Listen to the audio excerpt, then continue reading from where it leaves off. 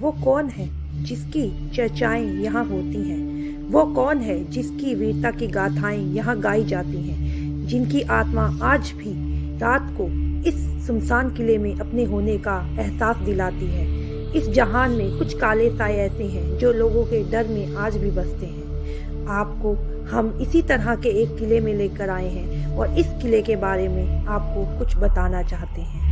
आइए देखें इस किले के बारे में, जो रात को बंद रहता है और सुबह खोल दिया जाता है ताकि लोग इस किले में घूम सकें और इसे देख सकें। खूबसूरत है और देखने में भी ऐसा नहीं लगता कि कई वर्ष हो गए इसे खत्म हुए। ये किला आज भी उसी तरह से अपने गौरवशाली इतिहास का विवरण आपको सुनाता है। तो इस वक्त दोस्तों हम सनराइज पॉइंट के पास पहुंच चुके हैं। इसका नाम सनराइज पॉइंट इसलिए पड़ा है क्योंकि एक छोटा सा घर जो ऊपर से दिख रहा है गर्द, यही है वो सनराइज पॉइंट। यहाँ पर आकर राजा महाराजा सुबह की रोशनी का आनंद लेते थे, क्योंकि यहाँ से उगता हुआ सूरज बहुत ही खूबसूरत दिखता है।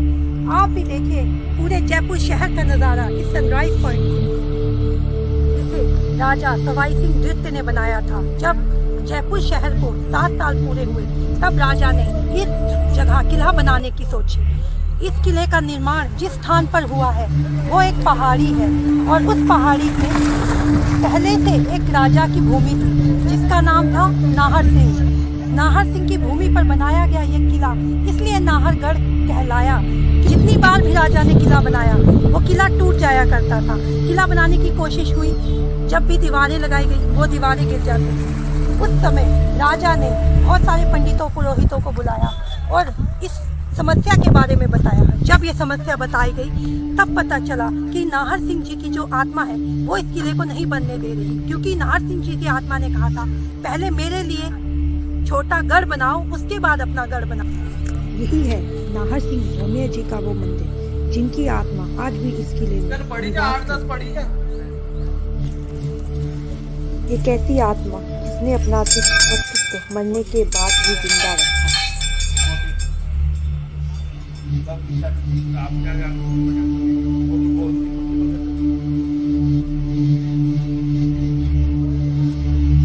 राजा ने इस किले का निर्माण कार्य रुकवा दिया।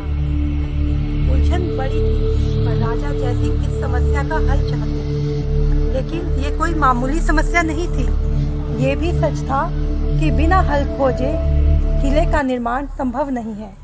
ऐसे में राजा ने कैसे खोजा उसका हल हम आपको बताते हैं। राजा पशोपेश में थे, आखिर जवाब कहाँ मिलेगा। बड़े बड़े पंडित और ज्योतिषियों को बुलाया गया, परंतु आखिरकार जवाब मिला राजगुरु तांत्रिक पौंडिक के पास। पौंडिक वो नाम जो जयपुर दरबार की एक शांति और आध्यात्मिक ताकत थी। पौंडिक को बुलाया गया और उन्होंने कुछ समय की मोहलत मांगी। रक्षाबंधन के दिन तक मोहलत के बाद वादे के दिन इस आत्मा से जवाब मिलने वाला था कि इस किले की दीवारें आखिर क्यों गिर रही। राजा के साथ मजदूर और मिस्त्री और प्रजा भी उसी जवाब का इंतजार कर रहे थे। जब उन्होंने उस आत्मा का नाम पूछा तो उस किले का नाम भी उस आत्मा के नाम पर रखने का उत्तर बताया, ताकि उस किले का निर्माण पूरा किया जा सके। बस इसी तरह इस किले का निर्माण हुआ और ये किले का निर्माण 2 जगह पर उस नाहर सिंह जी के मंदिर को बनवाने के बाद हुआ। उसके बाद किसी ने भी कभी भी इस किले पर आक्रमण नहीं किया। जिस किले को बनाने के लिए इतनी सारी परेशानियां आई, पर उसके बाद उन नाहर सिंह जी ने इस किले की रक्षा की और आज तक इस किले पर कभी कोई आक्रमण नहीं हुआ। तो आज भी माना जाता है कि नाहर सिंह जी की आत्मा इस किले की रक्षा करती है और रात को आकर नाहर सिंह जी की आत्मा इस किले में विराजमान होती है।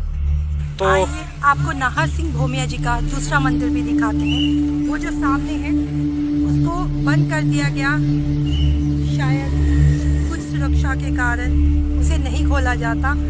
हम लोगों ने आपको ये दूसरा मंदिर भी दिखाया और इससे पहले आपने देखा नाहर सिंह जी का एक और मंदिर। तो ऐसी अकल्पनीय बातें सुनकर तो ऐसा लगता है कि शायद ये सब हुआ ही नहीं होगा, पर ये वो कहानियां हैं जो दंत कथाएं बनकर हम सबके बीच फैली हुई हैं। इन दंत कथाओं को आप सच मानते हैं या झूठ, ये हमें ज़रूर बताइएगा और सब्सक्राइब करिए हमारा ये चैनल।